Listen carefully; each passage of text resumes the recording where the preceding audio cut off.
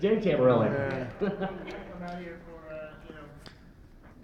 the noon to 2 p.m. Okay, that works. Yeah, he sleeps. He's got to sleep.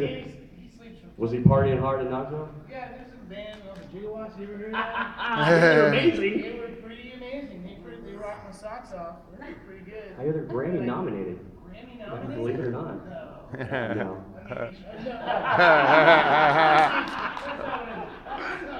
Well, go on in. I was saying, you want to do this just to... Yeah, let's just... No. A little back and forth. All right, let's go. Come on, man. Yeah, make some noise again. Make some noise.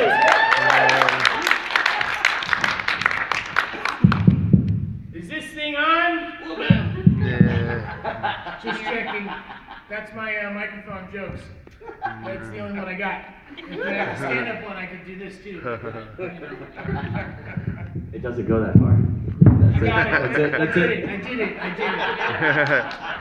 Thank goodness. Well, welcome out to Knoxville, sir. Hey, Knoxville's great. I like it here a lot. You enjoyed it so far? Yeah, I have a band and we play at Barley's once in a while. So, yeah, there you go. Jounce.org. Yeah, so I've been in Knoxville. I like it here. So you live locally? No, I live in New York. I live in Brooklyn. Wow. Oh, Yeah. the bar must pay your band pretty good. Well, they're one of the few venues in a string of venues that pay us enough to get by. That's what we do. Is it, what do you got, a special at the Red Roof Inn? Let's go. Let's go. We're there. What are you going to feed us to? Oh, Barley's has pizza. So they, at least we get fed at the very least. Done and done. Yeah. Well, let's get started. Does anybody have any first questions? Because I got one. I'll take a comment. Comment. Got a comment. I just want to say bop my scam boho. Oh my goodness.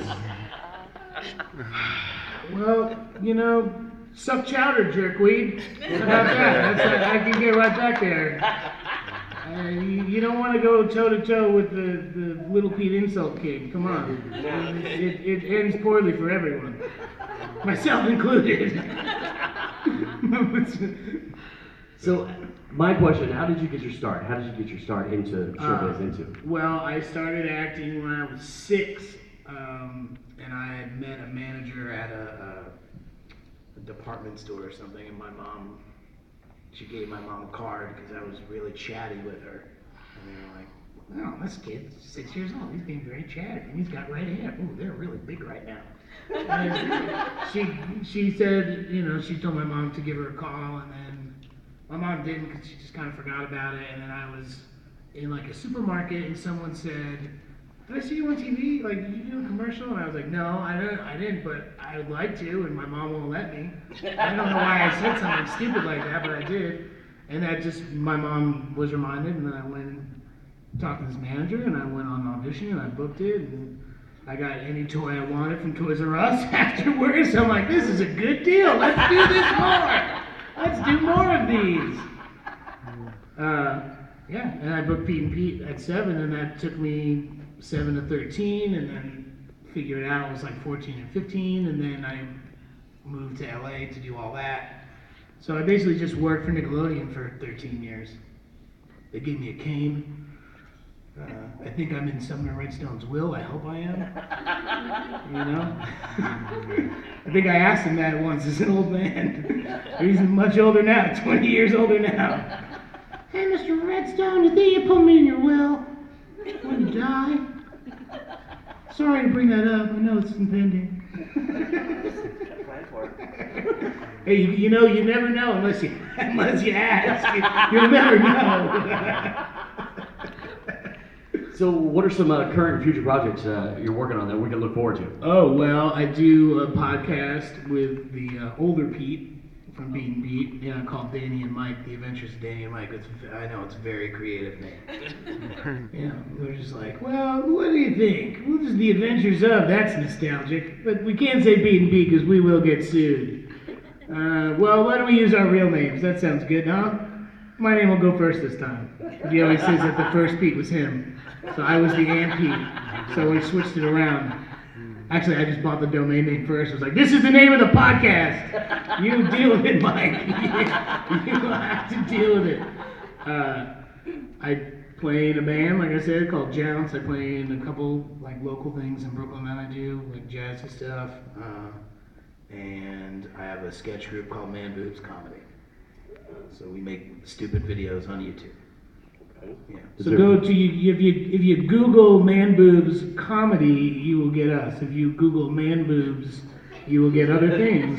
And yeah, hey, you may be, some people you may be into that, and that's fine. And I'm not saying you shouldn't be. I'm just warning you because I don't want to be told later in life, man, you told me to go check out your sketch group, and all I got were a bunch of man boobs. And it's a double entendre because yes, there are man boobs here, but we're also idiots, aka boobs, and we're men. So again, very clever. The creative juices are still flowing, guys. Can't you tell? See if I have any questions. Oh, we're over there. And I'm running with a mic. You can probably just say, hey. No, it's really cool. I like still using the microphones anyway because it's fun. Because then you can speak quiet if you really want to. Well, I'd almost forgotten about Figure It Out. I remember loving watching you get slimed because you just welcomed it. Like, I did as love it it. happened, and that was just hilarious. But what project did you have the most fun with, like back in the '90s? Because you did a lot of the things, like a lot of people forget about 100 D's for Eddie McDowd, which I adored. Hey, a lot of people don't know about that show for some reason. Joe Piscopo was the voice of a dog, people. That's nuts. He was on Nickelodeon. What would be the most fun project that you can remember, like the things that you enjoyed getting ready for? I mean, there are so many fun things. Like I loved getting slime because it really jazzed up the kids in the audience, the people directly behind me. Like I wasn't trying to take 4 showers a day for 3 weeks on end in the summertime in Orlando. I guess it was a good idea because it's hot and muggy down there. But I just got such a kick out of watching the kids like just go nuts over that. They were like, the first time I flicked it back, people were like, "Oh, this is my new shirt. You got it stained." I'm like, "That's a souvenir, kid." Until the mom was sitting next to me, like, "You just ruined my Gucci shirt." And I'm like, "Well, you can take it up with Nickelodeon. I gotta go. I got nothing to do with it." But doing P&P, there were so many wild things I got to do. Like I got to slide down a big slope hill in New Jersey. That's probably epic crime. Going down in your little. Why can't I think of the word I want to use for snow sledding? Thank you so much. I'm just up here, can't think about sledding because I'm in. Knoxville? Now you get snow here, right? You guys get snow here. Yeah. What's the matter with me? But in the summer, I got to go down one of these hills on a big block of ice. That's something I remember very well. Also, if we want to bring it back to Aliens theme, because that seems to be a theme here this weekend, when we did that episode Dance Fever, which was like the school dance, and I didn't really want to be involved in it because, who wants to go dancing and talk to girls and stuff? But they put this the one scene I'm supposed to slide through the entire school and bust into the dance floor, and they were gooping me up, and I was like, "This is disgusting. What is this?" And they're like, "This is the same slime from Aliens," and I was like, "All right, dude, lather me up. This is the coolest." And they put me on a little skateboard with ball bearings on the bottom, and then they pushed me, so I was really flying through the halls. You don't get to do that stuff when you're 12 years old in real life, so those things really stick out. I mean, doing all that was so much fun too. You get to be a weirdo character a couple times a week. Jack Campbell, fat cop, being in a big fat suit and just breaking stuff.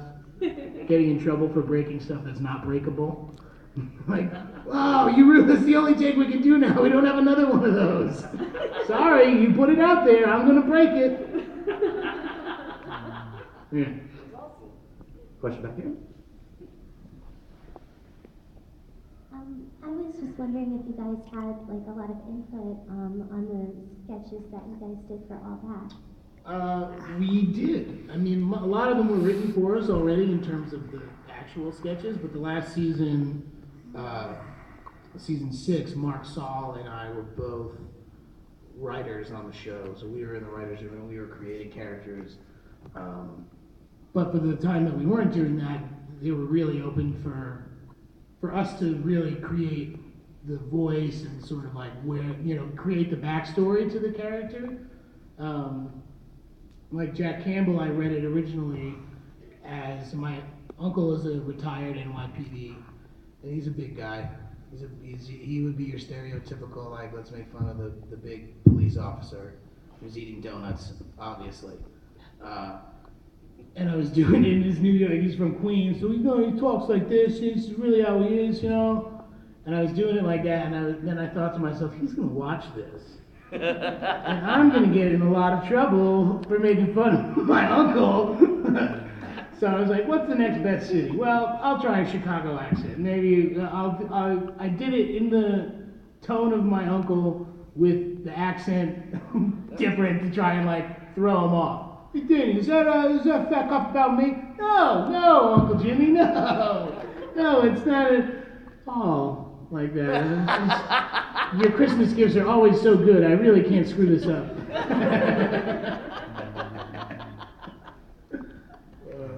So who was, out of all the people that you've gotten to work with in your career, who's been your favorite?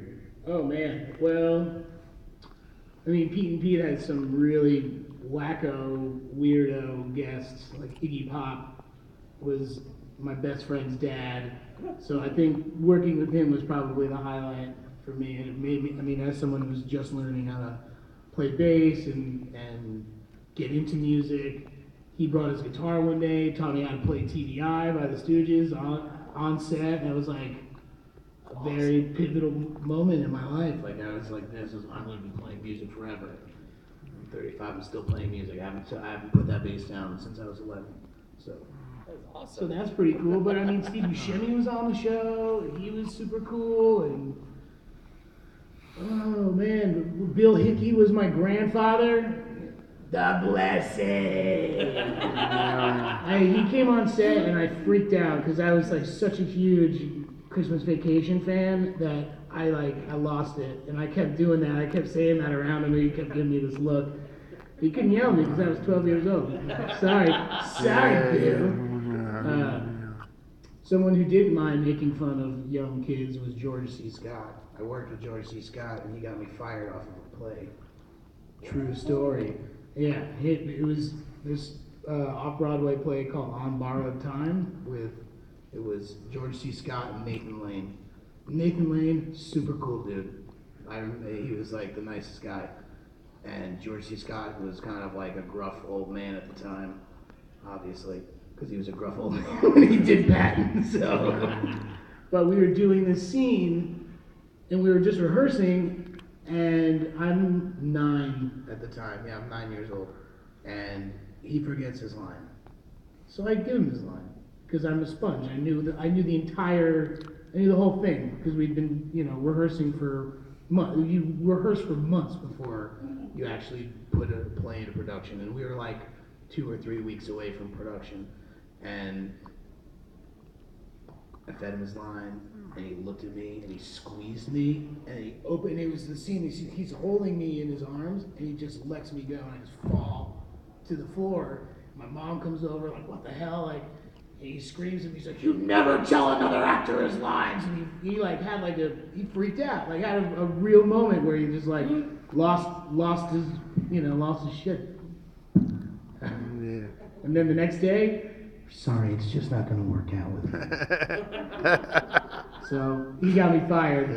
He's dead now. I'm alive, so I win.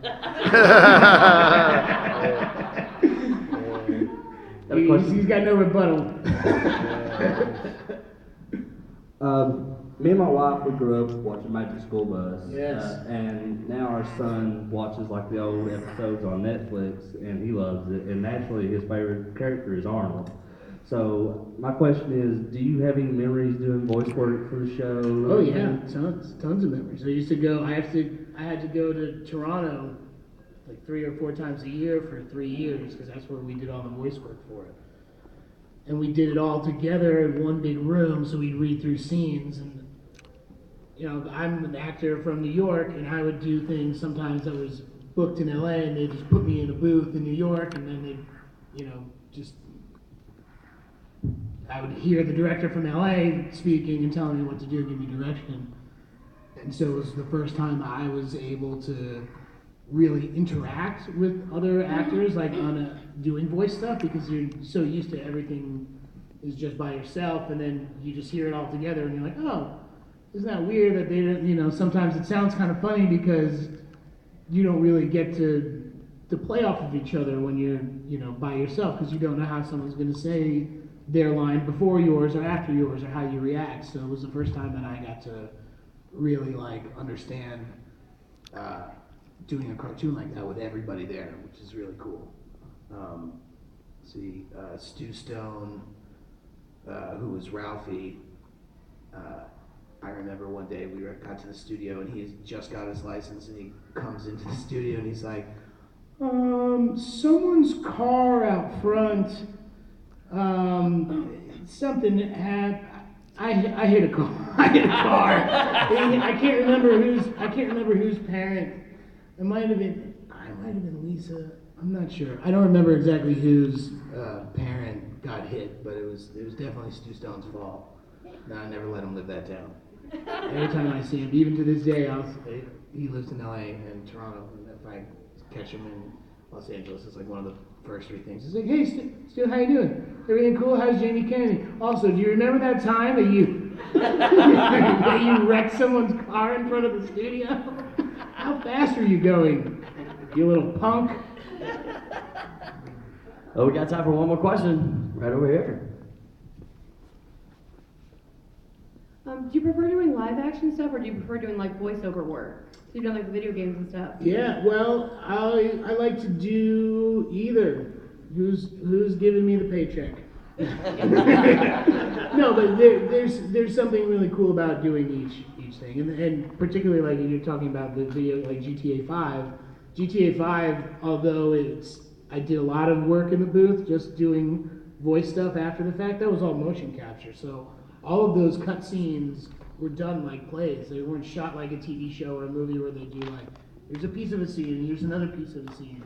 We were in like a big room like this, and it had all these cameras all over, and they were able, because we had these suits on with these little balls that they could attach your avatar to, and so they create the world, and you're like walking around and doing all these like actual live action things. It was almost like a play in that way, that we'd run the entire cut scene.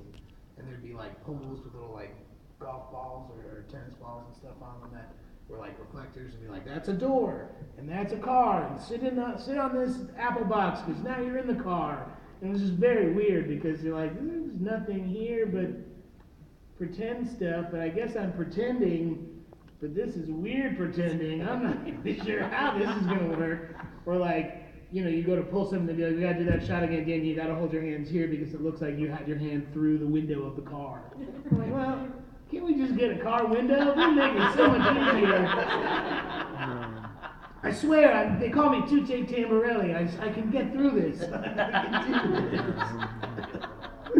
Well, that's all the time we got, ladies and gentlemen. Give it up for Dave Tamborelli. Thank you guys for listening to me blabber. Very much appreciated. If you'd like to see Danny, he'll be at his table later on. But Dave, thanks so much for coming in. I'll be here until 5. Oh yeah, okay. And then I gotta get on the plane and hope that it can take off. Yeah, I hope it can take off. Are you delayed as well? I don't. United has said nothing to me thus far, but they never do until it's too late. We're delayed. You are? Yeah. Where are you going back to? Vegas. Yeah. Check it. Give it up one more time, ladies and gentlemen. Danny Tamborelli. Thank you, United.